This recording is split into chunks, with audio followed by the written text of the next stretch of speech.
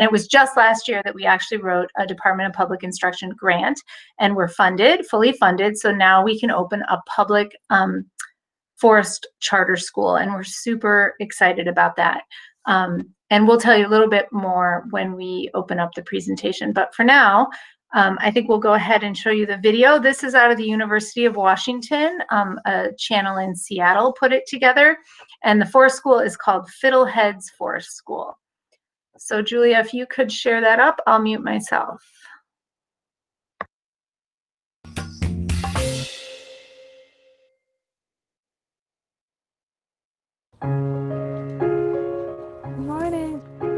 You have a nice walk in this morning? Yeah. I'm gonna sign you in. What do you want to do this morning? It's late September, and the smell of cedar greets parents leading their children into Seattle's Arboretum. I do need to go, Bubba. Where they'll spend the next 4 hours. Maddie, I think if we turn the page, are we gonna see her, you think? You won't see any plaid skirts or pressed pants here. The school uniform consists of boots and anything waterproof. Instead of cubbies, kids toss backpacks into plastic bins. You can say, Finn, can I have some space to draw the face on the tree? No walls either, only a tarp offering minimal shelter. So today, our question is going to be, can it float or does it sink? Float or sink! Float or sink! Welcome to Fiddleheads Forest School, where everything happens outdoors. Did they float or did they sink? They float! Hello! Hello! This is the Magnolia class, named for the trees growing nearby. How are you? The group of 14 kids, ages 3 to 5, start their day by exploring between learning stations. 1, 2, 3. There's usually lots of creatures under here. Like this obstacle course, where slugs and bugs delight. This is a little baby wormy. Would you like to grab it? And nature astounds. Whoa, look at this fungus growing. We're not gonna eat this gum.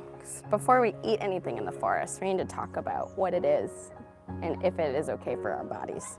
This is a living classroom. There's some that splattered onto my arm here. If we have a planned lesson, say about plants, and maybe an owl flies into our classroom, and that kind of curtails our entire day. Sometimes we talk about the owl and like what their body looks like, what they eat, what an owl pellet is.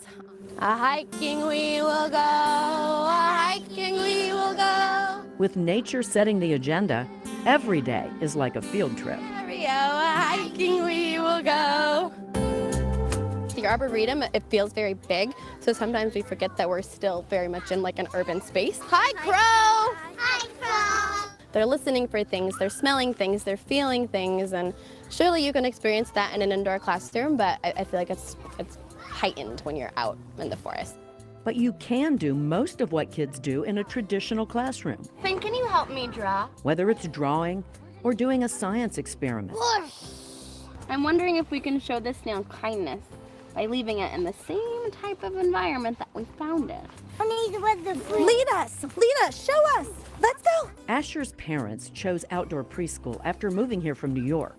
And yes, they knew all about the rain. You know, my parents ask me that all the time too. I think for us, he's gonna experience rain wherever, right? Like it's not something that we can shield him from. It's not something that we want to shield him from, frankly. Use special powers to zap them. I just stay here by myself? Okay, bye. Joe Kim loves watching his son learn to be flexible and resilient. The idea of preparedness is really important. You know, you can do anything as long as you're prepared. Should I put it in the basket?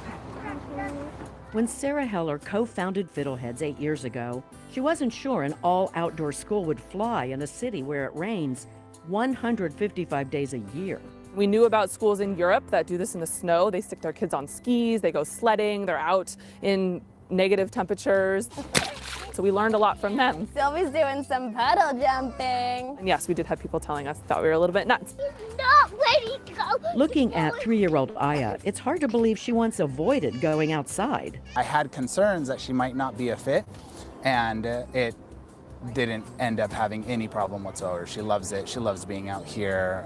She's never talked about the weather. Out of the way. The benefits can be unexpected. Our son had some balance issues, and within 2 weeks of being here, just from like running around on the uneven ground like all week, his balance like greatly improved. Slippery. Hikes offer adventure, but there's more going on than just play. What do you think that is? I don't know. Look at that. There's a bigger goal for teachers and parents, that connecting kids with nature early will encourage them to care for the troubled planet they're inheriting. I do think that these sorts of programs do create stewards for our environment and the planet, and there should be more children in outdoor schools. Unless wind or lightning make conditions unsafe, school is never canceled. And no, it's never moved indoors. In comparison to a lot of parts of the world, we have very mild weather. Even on the Friday before Christmas, the darkest day in Seattle history, and the 5th wettest day on record, the magnolias are outside, soaking it all in.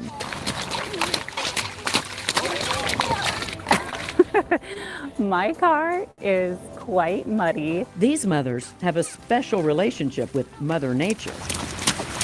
My boots are muddy. They've learned to efficiently strip away layers and muddy boots before loading up tired explorers and heading home to wash another load of clothes. I just let my car get dirty. We clean up our seats later.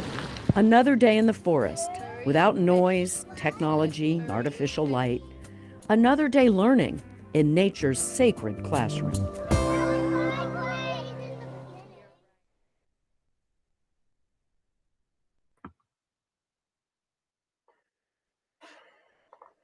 All right. So that was a look at a forest school in Washington State. And I think there are a lot of similarities in forest schools across the nation and across the world. And some of the things you saw there today, we hope to make prominent in our forest school as well. But the presentation that we're going to show you now is specifically about details about our forest school and what we hope it will look like. So we'll share that with you now. Okay, you can go ahead to the next slide, Julia. Thank you. So as I referenced before, just a real quick history. We started camp programs for 2- and 3-year-olds in 2009. They were really well received. Parents seemed to really enjoy them. So we expanded those to different seasons. And then in 2014, we developed some natural play areas at the Kickapoo Valley Reserve that also became very popular with visiting schools, with summer camps, with parent-child programs. And then in 2016 and 17, we piloted a half-day 4K program with Lafarge schools. So, and Megan Gustafson was involved with that at the time. So we kind of have a long-standing relationship with Lafarge schools, and kind of kept that in the back of our mind as we drafted a forest kindergarten plan, and we started to attend forest school conferences, some of the educators at KVR. And then just last year, we piloted a tuition-based program for ages 3 to 6 on Fridays. It was well attended. We had 13 students coming every Friday, really no matter the weather. Lots of great feedback from parents. We learned a lot of great things, and we were inspired to then write the DPI Forest School grant that we received in June of this year. So why forest schools? Lots and lots of research out there, really exciting stuff happening across the world. But we know that when children spend time in nature, they get higher scores on standardized tests. Of course, it improves their physical fitness. They have a deeper understanding of science and math concepts, reduces effects of ADHD, and just better academic performance all around. So core elements of a forest school and elements that we'll include in our forest school are these 6 things.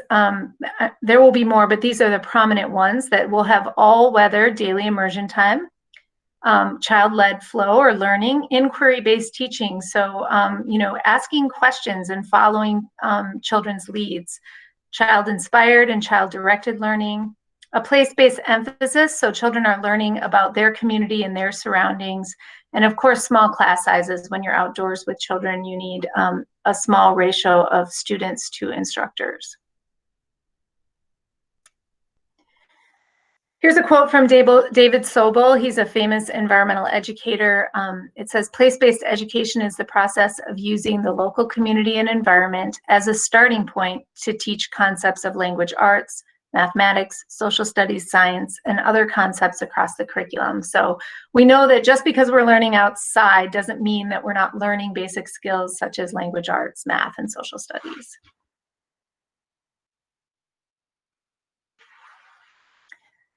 So when we went to write the grant, we really thought long and hard about what our guiding philosophies for the Kickapoo Valley Forest School would be, and this is what we came up with. Making mud pies, climbing trees, staring up at clouds, this is some of the most meaningful and we feel important learning of childhood. Exposure to nature has been shown over and over to be critical to our physical, social, emotional, and intellectual health. Time in nature builds stronger, smarter, and happier kids. As children learn to care for themselves, they also learn to care for the world around them. I'll just mention these photos you're seeing are just from last year when we hosted our Forest Fridays program. Experiencing and learning about nature in early childhood builds a strong base for long-lasting environmental literacy, as well as preparing children with the skills they need to be upper grade ready. And so just a little bit about our curriculum. We'll cover that more in a future roundtable, but we know that our child-centered forest curriculum will develop these skills that you see here. I don't need to read them for you, but these are things that we know our curriculum will highlight for children. So examples of activities that could build these skills are listed here.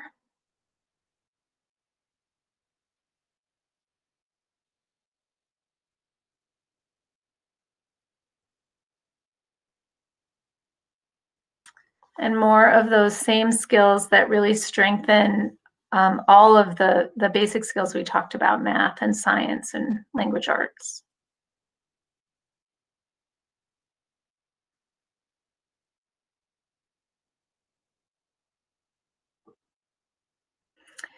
And lastly, people always want to know, what about risk? What about children playing outdoors?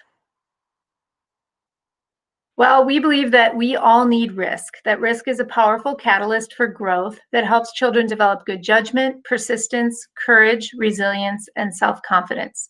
The Kickapoo Valley Forest School will take moderate risk activities into account and develop safety protocol and procedures to accommodate safe play and beneficial risk challenges for this list of fun, exciting things to do.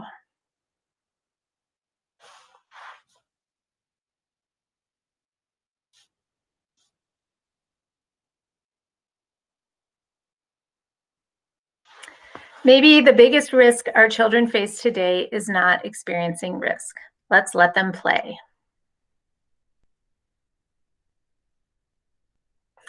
And here's just for your overview, our grant timeline, the amount of the grant. And so this year, from July until next July is our planning year. And then in August of next year, we'll begin our first year of in-person school with 4K and 5K. And I won't read this either, but this is just a quote from the Department of Public Instruction about charter schools in Wisconsin.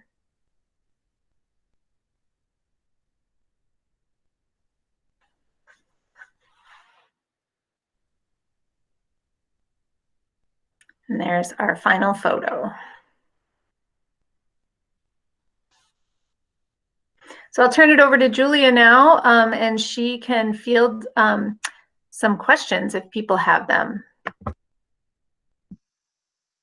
Yeah, so Robin, are there any questions in the chat at all right now? You can take some of those if there's any. Nothing so far, but folks can feel free to drop them there if they'd rather put them in. And we just want to remind you to share your email address if you haven't done so already, so we can get you on our newsletter list and updates that will be sent out regularly. Hi, Go ahead. this is Lori. I have a question. Yes, go ahead. I have a couple questions, so I'll just get started. Can you guys talk a little bit more about the long-term vision for the school? I think I read that currently it's K4 through 2nd grade, and just curious is like what the typical, is that a typical forest school that it's only up through 2nd grade, or is there a longer term vision to be up to 6th grade? Like how long do they typically go?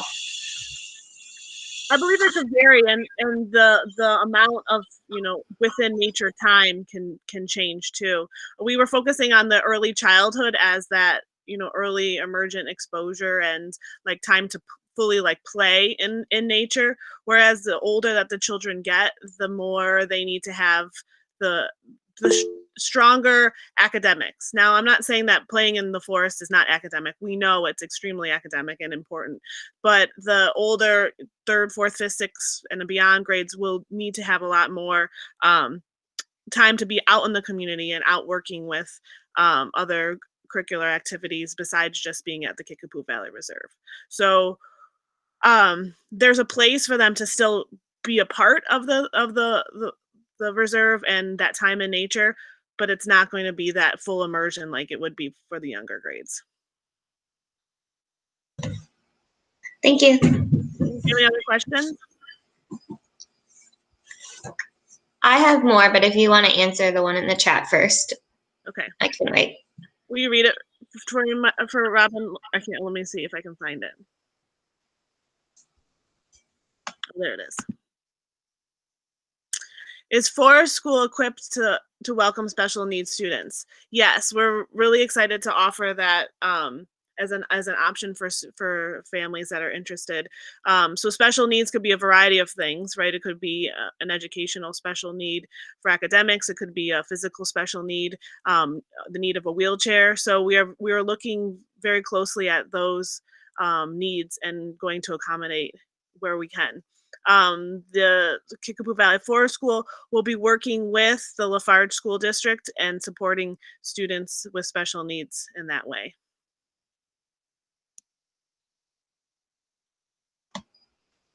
What was the kind of the ideal size of the classroom in terms of like max students, I guess, that you guys will be able to accommodate?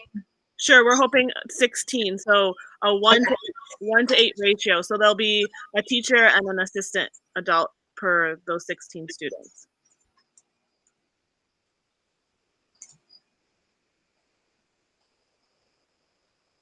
And then I also had a question on the funding. So my understanding, right, you get funding from the state as a charter school, and you guys have received those grants. Do you guys also apply for additional grants outside the state funding to fund the school, or how does the funding work? Sure. Well, we're in our grant cycle for 5 years, and there is a per pupil fee.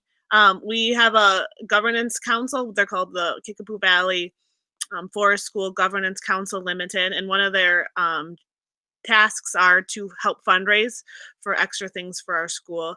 And then we also have hired a consultant that will help us procure more funds as well. But the daily operational cost outside of grant money will come from student enrollment.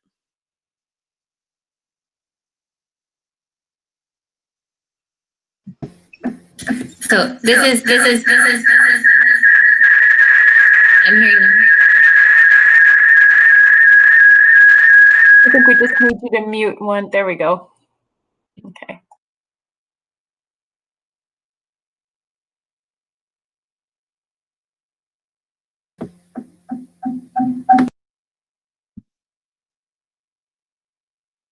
So I'm sure Megan has some very more specifics to say regarding that. But all those sort of questions we'll end up putting in frequently asked questions as well. And did you say there's going to be a follow-up session specifically more on the curriculum? Correct. Our next October meeting is going to be on it's called Our Curriculum, and that is on October 13th at 7:30. Okay, apologies for the feedback. I don't know what's going on.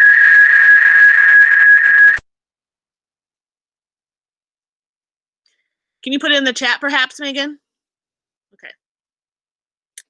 Great. Any other questions? We have a few more minutes. We actually have quite a few minutes. We made up a few. We can maybe ask some of our other participants, governance council or leadership team, how much will the children be outside? That sounds like a lead teacher question to me, but I can take a stab at it.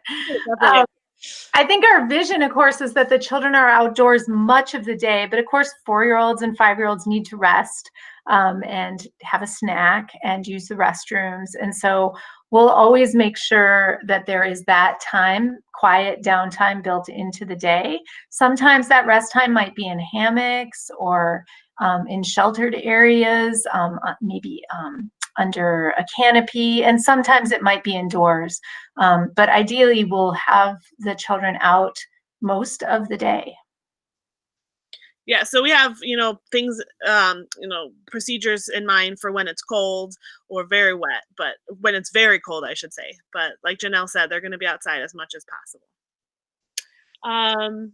So what kind of things can they do when it's cold and rainy?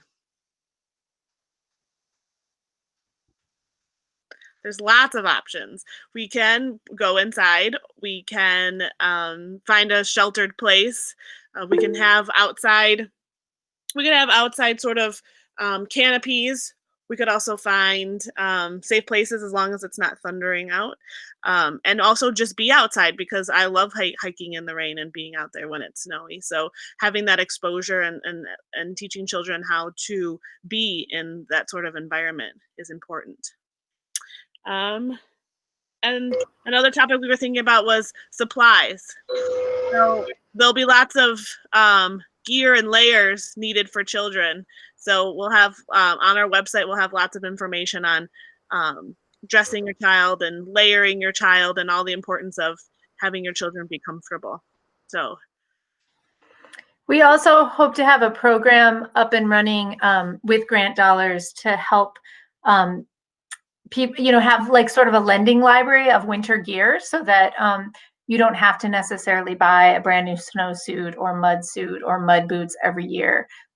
We'll be able to have a lending library of sorts for families to use as well. Okay, and Megan in the chat said, sorry for the feedback issues, not sure what the problem is. Just wanted to clarify that all students of KVFS will be public school students. Each enrollment generates a state allocated per pupil allocation, which will flow through the Lafarge School District and then to support the Kickapoo Valley Forest School. So that's what's really nice about a district authorized forest school or district authorized charter school, that the ability for that funding to still go to the school district, which is a very nice positive. Any other questions? Yeah, Julia, Megan Hoffman here, and just wanted to mention or comment, you had mentioned an indoor space. Well, Jonelle also had mentioned for naps and things like that. So could you elaborate a little bit on that? What that indoor space, is there currently already an indoor space, or are there plans to build? Sure, well, we have the visitor center, and we're also looking into, little satellite stations, like a yurt type style for the children. So we're still planning that, but we have the visitor center, which is nice. I can also speak to the fact that the Kickapoo Valley Reserve is doing a capital campaign, which will include eventually the addition of an outdoor classroom space or building. And so that's a year or two down the road, but it will be built with the forest school in mind.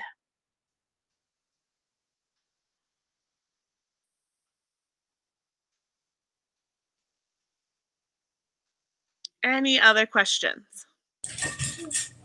Yeah, as far as enrollment from anyone out of district, we're going to be in the Lafarge School District probably by the time school starts next year, but we're currently not, and As far as I don't know when the enrollment is, but we may not be at that time.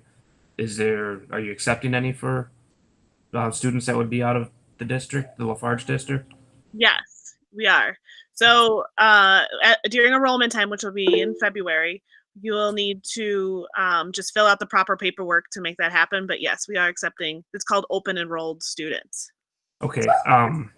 Will there be preference, I suppose, given to students in the district? No, everyone's pooled together. All applicants Okay. are pooled together. Okay. And then I see Lori asked a question about transportation and buses. So students within the Lafarge School District will receive busing, but students outside of the district will have to provide their own transportation. However, if parents are willing to transport to the Lafarge School District line, they could board a bus there and be transported the rest of the way. Of course. Yeah.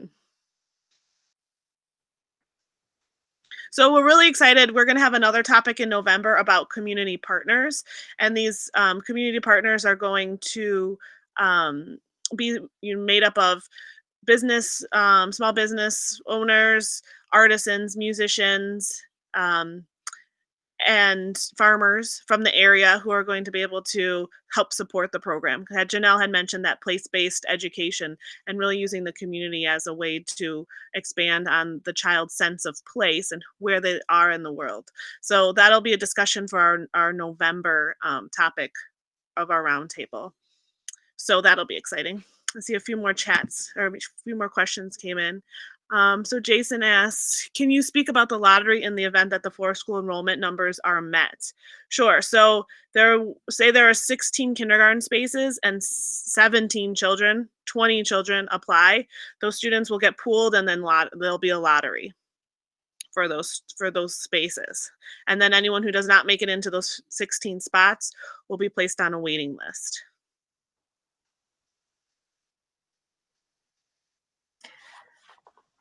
Did that fully answer that question? Does the lottery apply to all students, including Lafarge School District students? Yes. Yes. Okay.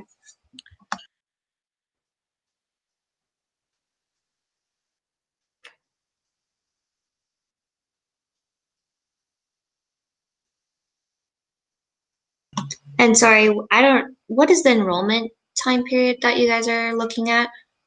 It's usually in February. So quite a few weeks in February. And is it like a first come, first serve then from an enrollment? No, they all of them get pooled together. So you could be the first one or the last one, and it's the same ring. Like it's the same. Got it. Mm-hmm. Got it. But you do need to enroll during that enrollment period. It does have an open and a close, and we'll be sure to get that information out in multiple places so nobody misses the enrollment window. And then, if only 15 students apply, then we don't need a lottery. But if 30 students apply for 16 spaces in a classroom, then obviously we need a lottery. So. And they have to be 4, correct? By the time, is it like a September date, I'm guessing? Right, so students who enroll in 4K would have to be 4 on or before September 1st of 2021. And for the 5K, students would have to be 5 on or before September 1st, 2019. Okay.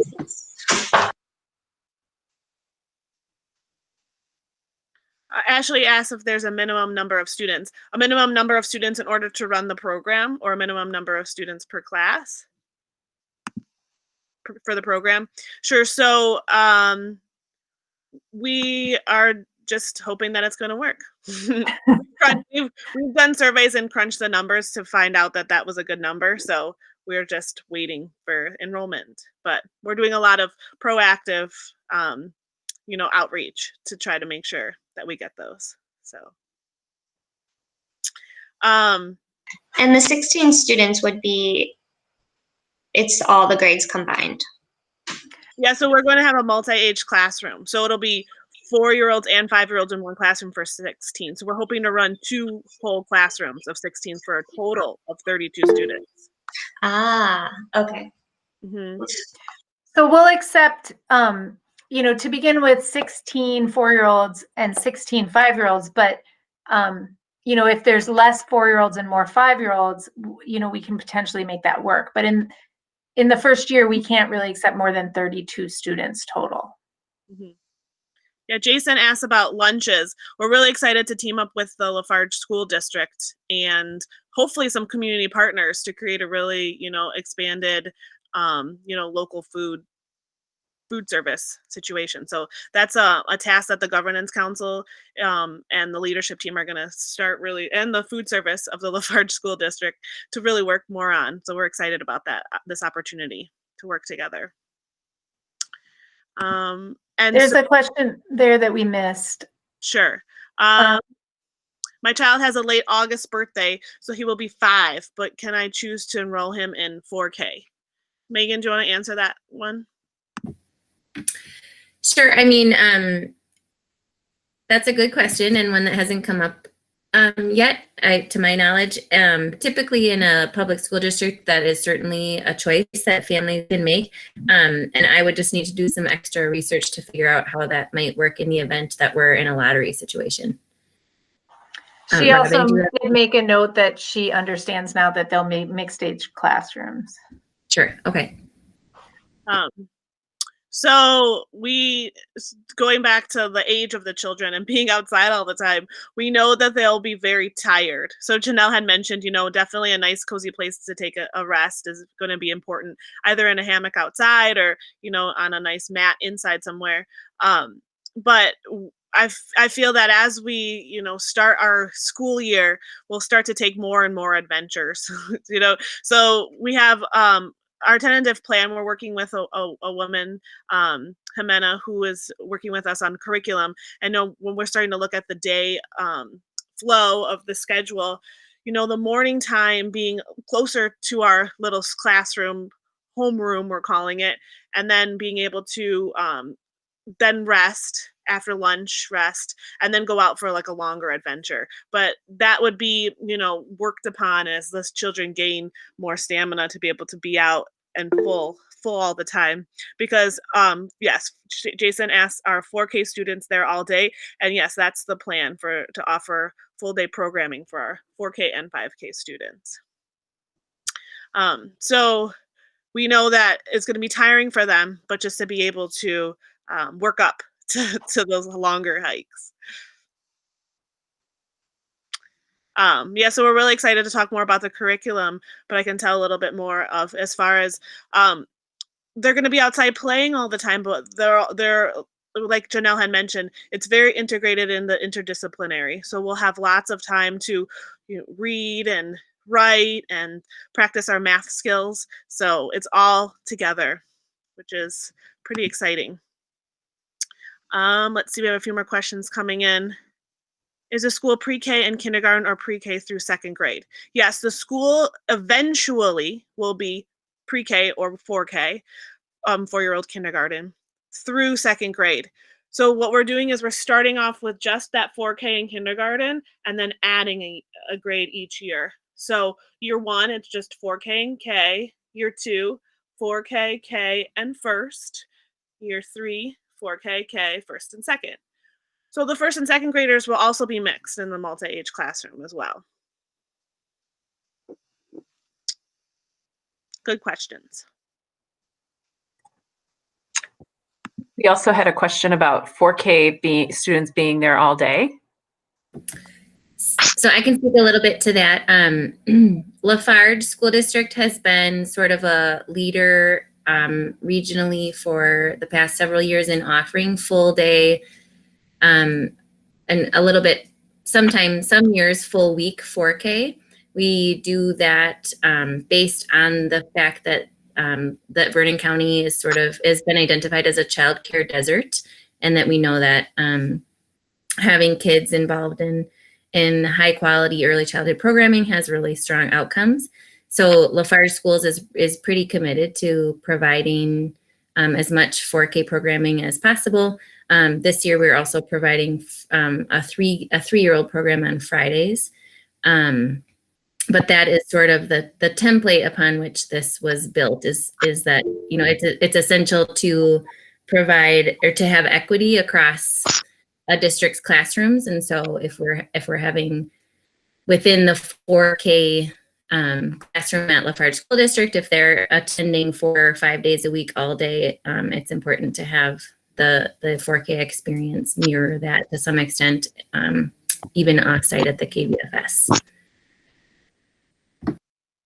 And then Megan asks, will 4K be all day every day of the week? I think that is something that I think that it will at least be full days for 4 days a week to mirror what the program is in the Lafarge Elementary School. But that is a question that someone else brought up earlier this week as well. And that's something that is on the leadership team's agenda to discuss. And then what are the typical hours? We'll have to figure out down to the minute, because in a school, every minute is like crucial. Seriously, 8 o'clock is different than 8:03, I promise.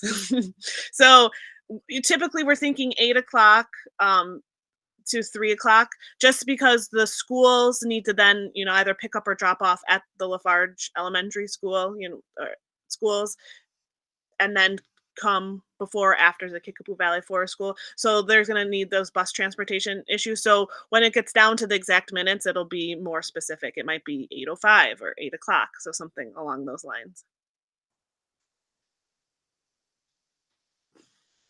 I will share too that in the Lafarge public school system for this calendar year, this school year, our school hours are 8 o'clock until 2:30. And that's because we're simultaneously teaching students in person and virtually. And so it's potential that we would carry that schedule into next year as well. So it'd be kind of a 6.5-hour school day, including lunch and snack and rest time. And interesting. And then Lori asked if there's an after-school care program in the Lafarge district. Currently, Lafarge School District does have an after-school program. It's subsidized by some community partners in the district itself, but it's based on currently the structure is that parents pay a very low daily rate to have their kids receive care up to 5:30 p.m. And that would obviously be available to anybody enrolled in KVFS as well. So, and Ashley, yes, we will follow the late start snow day, process that Lafarge follows. So if they're running late, the forest school would be running late as well.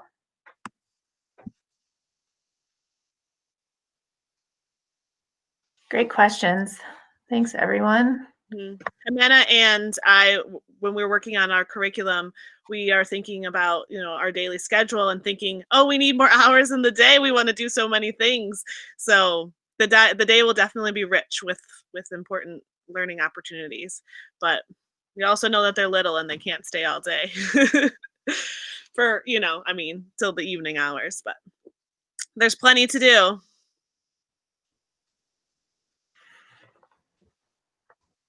So we didn't talk about much, but we can talk real quick a little bit about the Governance Council. So I had mentioned the Governance Council earlier about how there were a few people on this, it's not a call, on this viewing on our Governance Council. So since the Kickapoo Valley Forest School is a charter school of the Lafarge School District, it needs to be overseen by a governance council.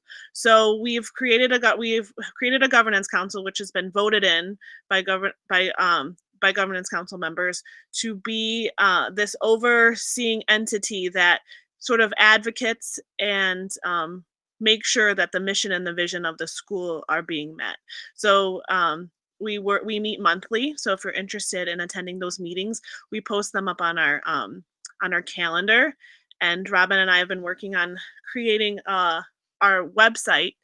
Right now we have a page on the Lafarge School District website, but we'll have our own Kickapoo Valley Forest School.org website that'll have that sort of information soon.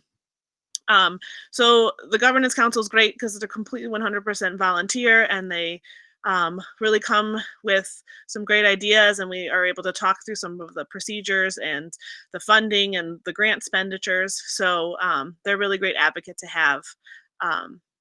So it's nice that some of them are joining us today. One of their tasks is to have committees, and we're thinking about having another roundtable discussion about committee groups. So for instance, we might have a committee called fundraising. So we might have some fundraising events that some people from the community might be interested in participating in. Or we might have, they have another committee called programs and services, which might help with particular programmings that some people may be interested in. So that's another great way to volunteer and to get involved if you have some time, to not necessarily be on the governance council, but to help in a volunteer capacity with the committees. So we will be putting together a committee forum, hopefully here soon, for anyone who's interested, to get people to help, because the governance council is tasked with some big things, and the more people from the community that want to help would be beneficial. So we'll let you know about that as well.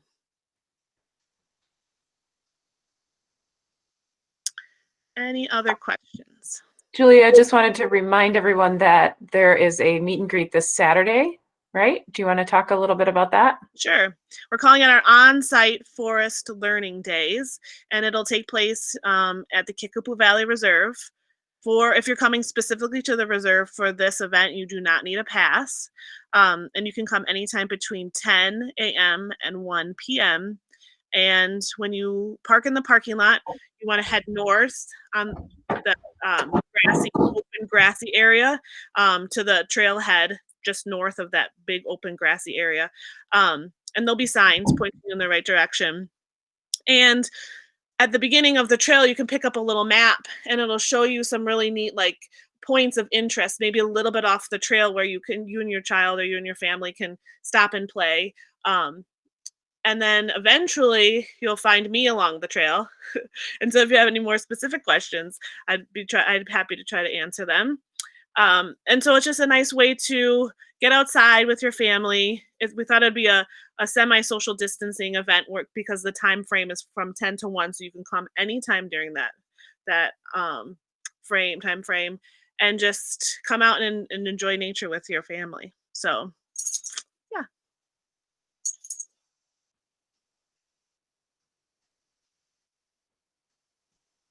Good reminder, Robin. Any other questions?